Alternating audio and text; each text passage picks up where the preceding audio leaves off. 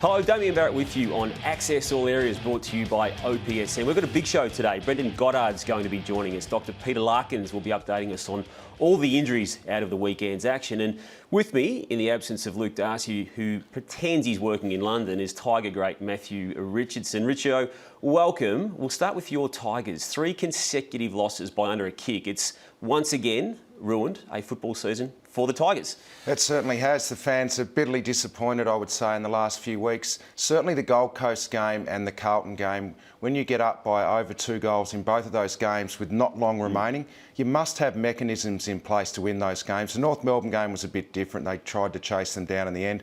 But those other 2 games, you have to win those games and you must have mechanisms in place to win it. We'll have a look at one particular area in just a moment. Before we do, though, is leadership an issue? When you talk about mechanisms, leadership, would that be normally the thing that gets a team over the line when they're in winning positions 3 weeks in a row? Yeah, look, I believe in those situations at the end of tight games, you haven't got time for the runner to come out and change things around or get someone behind the ball. No doubt you rely on your players on the field to make some calls in those situations. I'm not 100% sure it happened. 7 wins, 10 losses. The finals are basically out now.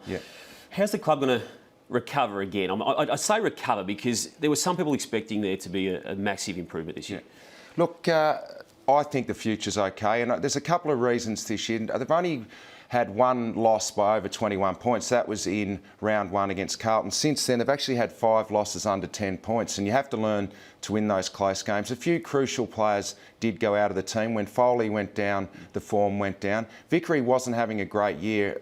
They expected more out of him this year, 40 goals last year. He relieves Marrick in the ruck. He hasn't been there. Marrick's now got tired. And the other one was Dylan Grimes going down. So they did lose some key players. Injuries can never be an excuse though, but when your list doesn't bat as deep, it does hurt. Decision making at crucial times is what's costing them in the past 3 weeks at least, and pretty much throughout the whole season. Take us through what's happened here late in the game. This is a kick by Rance. Yeah, look, it's definitely been a problem, and it's happening in all of these losses. You could probably put it down to decision-making coming out of your back 50. Brandon Ellis here. That one there was at a crucial time in the last quarter, just threw it on his boot. That's a young player, needed a little bit more poise. And this we understand that. Steve Morris did a great job all night, really. That's just poise under a lot of pressure, but you just need to be able to keep that in play, obviously. And it's the same things that have been happening in all of these losses. Most of the time it's been kicks exiting the back 50 that have been an issue. So you're convinced that they're on the right track? Yeah, I am. I think the future is okay. They're the 3rd youngest list after the 2 new expansion teams. They get those players back from injury. I think the future is okay, but they definitely have to have a look at why they're losing these close games and get to the bottom of it pretty quickly. Yep. Richo, a memo never goes around when the umpires sort of seem to crack down on a particular rule. This week's rule of the week seems to be free kicks off the ball. We've got a couple of examples here. 2 involving Mark Murphy of Carlton against Richmond.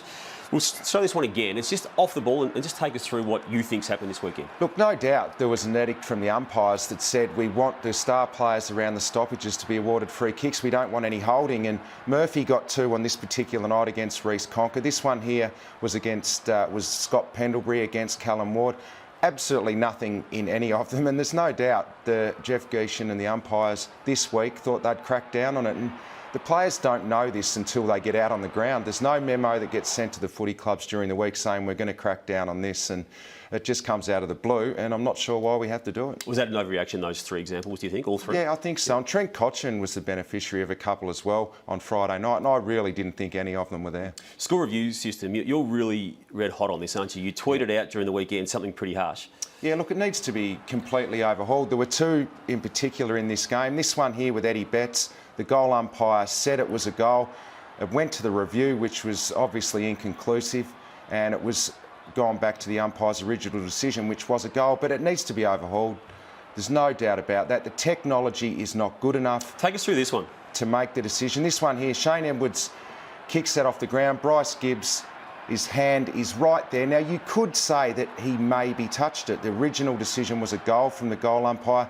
Dean Margetts came in, who loves to get involved in most decisions, Dean. He certainly likes to see himself on camera, I believe. But you could not conclusively say that this was touched. And now, this was overruled by the 3rd umpire? This was overruled. This was then The decision was made that this was touched. Now, you cannot conclusively say that was touched. The technology's not good enough unless you get the really slow motion cameras which slow it down enough that you can see it, At the moment, they don't have that. It needs to be gone. It was bought in for the howlers. You're saying bring it out right now. Take it out of the game right now. Leave it in there for the howlers where you can see that the ball's hit the post. But these touched ones, technology's not good enough. Needs to be overhauled. Yep. Our Twitter followers have taken to this on our Twitter account here at AFL_AAA to express their views on it. Anthony says it can be fixed quite easily. Get rid of it. It's an absolute joke. Sharing your views there.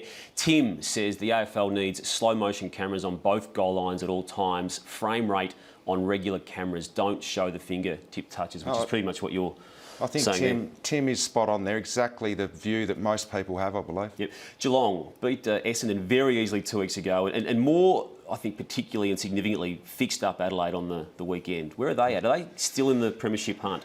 They are, I believe. They've got another tough one, obviously, this week on Friday night. It's going to be a ripper, but this team knows how to win big games. They know how to win finals, so they're not going to finish in the top four, no doubt about that, but they'll... Can you see them winning finals to get into a grand final? I think they can. I think a team from outside the top four could potentially get through this year. And Geelong, we know once they get to the finals, they know how to win big games, and they're a really good chance once they get there. One team that doesn't know how to win any sort of football at the moment is the Bulldogs, Richo. There's a real sort of bad feeling about what's going on down there at the moment. Where do you see the Bulldogs? I watched them yesterday against St Kilda, and after quarter time, the scoring shot differential was 6 scoring shots to 29 after quarter time. I'm really worried about the Western Bulldogs' future. They don't seem to be able to score goals. They got it inside 50 enough. They just could not score once they get it in there. And I'd be pretty concerned as a Bulldogs supporter going forward. You said there's hope for Richmond. They're on the right track. The Bulldogs, you're not so sure? Well, I'm just worried because Brian Lake obviously won't be around for much longer. Cooney is really struggling with injury. They're better players like Robert Murphy and Matty Boyd. They're 30 years of age. And I'm not sure I'm seeing enough kids coming through. I know they're playing plenty of kids in that forward line. Liam Jones, Tommy Williams was played up there yesterday, but they just cannot kick goals at the moment. I'd be a bit concerned. Yeah. Dustin Martin in that game against Carlton on Friday night had a really couple of desperate acts late in the game. We'll just take a look at one of those late in the piece, and he took a dive on this particular occasion. Yeah, this was right near the end of the game. It was a terrific effort to get the ball and kick it forward, and then he had to recover and run the 50 metres here. 2-on-1, Joseph tries to shepherd him out and dives on the footy. That was a fantastic effort. It prompted about this time a tweet from Scott Pendlebury, who... Be careful. Who just wondered if the umpiring was taking into account the kicking in danger. There was also an incident involving Shane Edwards at about the same time on the score review, but is kicking in danger still a rule? Is it? I don't think any of those were kicking in danger. Scotty Pendlebury was asking the question. I think he removed that tweet pretty quickly. They're a bit nervous with their tweets now. Yeah, well, the North guys got away with it last week. And look, there was nothing too much in that, but you're right, he did take that down.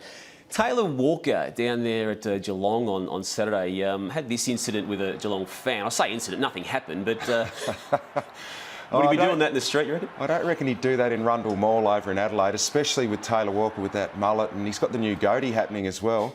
One of the great bogans in AFL footy. I don't think he'd do it in the mall. Well, you had one yourself there, Richard, for a while. Our OPSM poll question, you need to head to our AFL Facebook page to register your vote on this, and the question is free agency good or bad for the game? We'll have the result of the poll on Friday's Access All Areas. Good or bad, free agency? I think it's good for the players. I think you need to allow some sort of movement when players reach a certain stage in their career. I'm not sure there will be a lot of movement. I don't think players generally want to leave their football clubs in the first few years. It's going to be a test to see how many players do move, but I think it's okay. Yeah. Richo, on Friday's edition of Access All Areas, Brett Ratton will join myself and Lee Matthews. And Richo, the way the Underman Blues are playing at the moment, is it saving Brett Ratton's career? Look, I think the players, one thing it is showing to me is that the players really do like Brett Ratton. They seem to be playing for him. They're really desperate to beat Richmond on Saturday night. They shouldn't have beaten them with the team that they had in. They're telling me that the players are playing for him, no doubt. It appears that way, doesn't it? Yeah, definitely. Time for a break. Next we're going to catch up with Dr. Peter Larkins to get an update on all the big injury news from the weekend. And now, thanks to OPSM, it's time for Did You See That? Round 18, when we saw Matera have a snap. Get Matera around the corner, he's got it! And a bit of Rioli magic. The man that wears 33 embarrassed them again. There were some clips you may not have seen. Bootless bombers. Apple loses his 3-strike. Hunting homes. Josh Hunt, tough man. And slippery green. The top clips you missed from a week of ball-flinging fun. This is Did You See That? Clip 1. Round 18 had plenty of action, leaving you on the edge of your seat. Sometimes off it. And that cameraman there, top one. Good to see he kept his eye on the top. Clip 2. Melbourne versus North Melbourne. Did you see Campbell run? He's so full of enthusiasm. 4 bounces, 5. Keep going, son. Give us 6. What about 7? Yes, we've got 7. We're looking for 8 or a goal. What a run from Matty Campbell. Run himself out of breath. He was spent.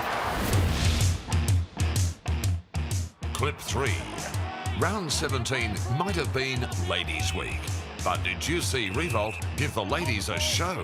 Getting some wolf whistles from the crowd behind me here. They're pretty happy that the few of the boys have lost their Guernseys. Oh, they're going crazy now. They've looked up from their Kindles. Yep, they've stopped reading 50 Shades of Grey. That's right. So a bounce on the outer side. Oh, it's too much for him. Clip 4. Adelaide needed a highlight against the Cats. Did you see Dangerfield give them this? Gave it to Dangerfield, who sends it long, vacant goal square, so he just decides to go for broke. The ball bounces his way, and a couple in a row for the Crows. Clip 5. Did you see this attempted mark? A little bit of a falcon. Yeah, we should show it again. We should just out of courtesy of that fellow. There he goes. Clip 6. The Kangaroos saved the best till last. Did you see this long-range curler? Towards this one. We're with it all the way in flight. And it's got there, did it? It did. What an adventurous kick from Robbie Tarrant. To vote for your favourite Did You See That moment and to have the chance to win a pair of Oakley sunglasses valued at $159.95, go to afl.com.au/Did You See That. Voting opens 9 a.m. Monday, Eastern Standard Time.